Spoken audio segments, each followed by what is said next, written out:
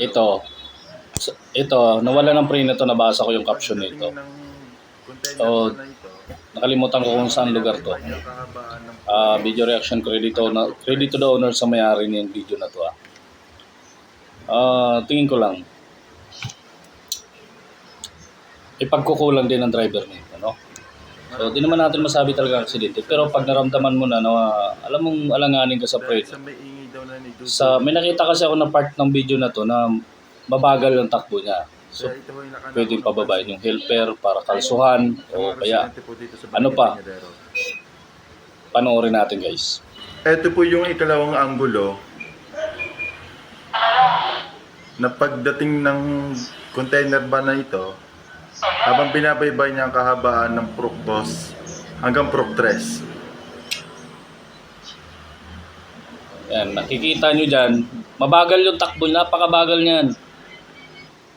Dapat kung alam mo ng palusong na yan, kasi no, nakarinig sa nasabing truck, bumubusina na, ibig sabihin dahil sa may bumubusina. ingay daw na nidudulot ito. Oo. Mabagal na to eh. Alam mong palusong na doon sa unahan, Kaya dapat ito ay nakanakaw ng pansin tumigil ka, sa huminto mga ka na. residente po dito sa Barangay Bañadero.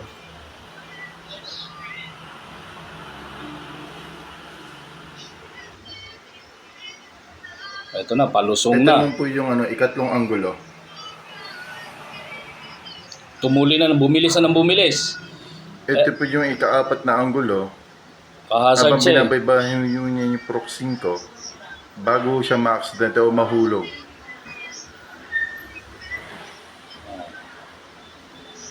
Dapat pagka ganun, dapat ramdam mo na naalanganin ka sa preno, itabi. Pati kaya pakalsuhan sa helper. Mabagal na yung takbo na yun, napakabagal na nun eh. Gumilid na siya eh, kaso Magiging po yung truck. malaki talaga nagagawa guys ng floating gear sa ganyang sitwasyon. Tsaka nakita ko dito sumayad na yung bumper eh, parang